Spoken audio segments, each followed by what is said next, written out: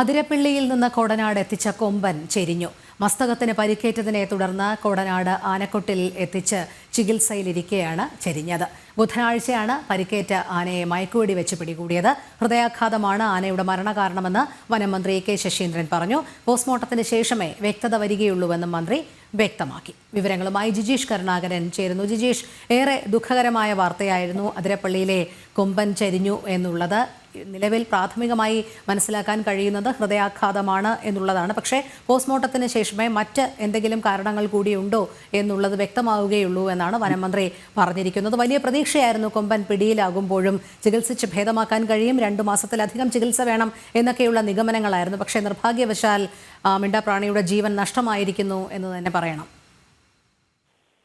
രോഹിണി പറഞ്ഞതുപോലെ തന്നെ എല്ലാ പ്രാർത്ഥനകളെയും വിഫലമാക്കിക്കൊണ്ട് തന്നെയാണ് കാട്ടുകൊമ്പൻ ചെരിഞ്ഞു എന്ന ദുഃഖകരമായ വാർത്ത എത്തുന്നത്. രാവിലെയോടെ ആണ് ചെരിയുന്നത്. കാരണം ഇന്നലെ എല്ലാം തന്നെ മരുന്നുകളോട് ചെറിയ തോതിലെങ്കിലും പ്രതികരിക്കുകയും തീറ്റയെടുക്കുകയും എല്ലാം ചെയ്തു. അതൊരു പോസിറ്റീവായ കാര്യമായി തന്നെയാണ് ഡോക്ടർമാർ വിലയിരുത്തുകയും ചെയ്തത്. എന്നാൽ ആഴത്തിലുള്ള മുറിവിന്റെ ഒരു പരിക്കിന്റെ ഗൗരവം വ്യക്തമാക്കുമ്പോൾ 30% മാത്രമായിരുന്നു ആന ജീവിതത്തിലേക്ക് തിരിച്ചു വരാനുള്ള ഒരു സാധ്യത എന്ന കാര്യം ഡോക്ടർമാർ നേരത്തെ തന്നെ ചൂണ്ടിക്കാണിക്കുകയും ചെയ്തു. കഴിഞ്ഞ ജനുവരി പകുതിയോടെയാണ് ആനയെ ഇത്തരത്തിൽ അതിരപ്പള്ളി ഭാഗത്ത് കാണുന്നത്. പിന്നീട് 24-ാം തീയതി ഒരു പ്രാഥമികമായി തന്നെ ചികിത്സ മയക്കുവെടി വെച്ചിട്ടല്ലാതെ തന്നെ അത് മയക്കുവെടി വെച്ച് പ്രാഥമികമായ ഒരു ചികിത്സ നൽകി അവിടെ തന്നെ വിടുകയായിരുന്നു.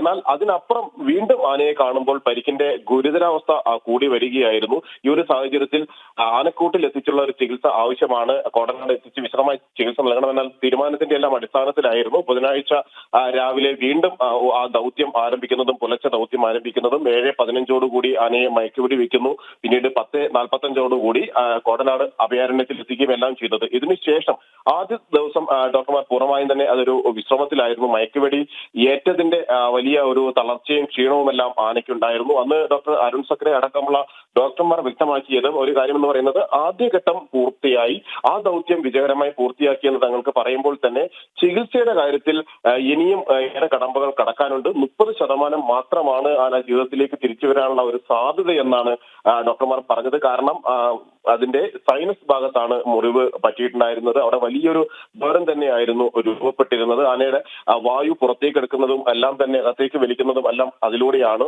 തുമ്പിക്കൈ വഴി ശ്വാസോച്ഛ്വാസം ചെയ്യുമ്പോൾ തന്നെ ഇതിനിടയിലാണ് തുമ്പിക്കൈയിലേക്ക് കൂടി ഈ അണുബാധ ബാധിച്ചത്. കാരണം നേരത്തെ ഈ ആനയെ കണ്ടെത്തുന്ന സമയത്ത് ആനയുടെ മസ്തകത്തിലെ ദ്വാരത്തിൽ വലിയ പഴുപ്പുകൾ ഉണ്ടായിരുന്നു, പുഴുക്കൾ ഉണ്ടായിരുന്നു. കാരണം വേദന അസഹ്യമാകുമ്പോൾ സഹിക്കാതെ വരുന്ന സമയങ്ങളിൽ ചെളി വാരി ആന അവിടെ പുതയ്ക്കുമായിരുന്നു, അല്ലെങ്കിൽ ചെളി വാരി തേക്കുന്ന ഒരു പ്രകൃതമായിരുന്നു. അതുകൊണ്ട് തന്നെ അത് കൂടുതൽ പുഴുക്കളും പഴുപ്പും എല്ലാം വർദ്ധിക്കുന്നതിന് കാരണമായി ഡോക്ടർമാർ പഴുപ്പുകൾ വൃത്തിയാക്കിയ ശേഷം മരുന്നുകൾ വെക്കുന്ന ഒരു സ്ഥിതിയിലേക്ക് പോവുകയായിരുന്നു. ഇഞ്ചക്ഷൻ വെച്ചും സ്പ്രേ ചെയ്തും എല്ലാം തന്നെ മരുന്നുകൾ കൊടുത്തുകൊണ്ടിരിക്കുകയായിരുന്നു. പക്ഷേ അതെ, ശരി ജിജീഷ്, നിർഭാഗ്യവശാൽ ചികിത്സ ഫലം കണ്ടില്ല എന്നുള്ളത് തന്നെയാണ്.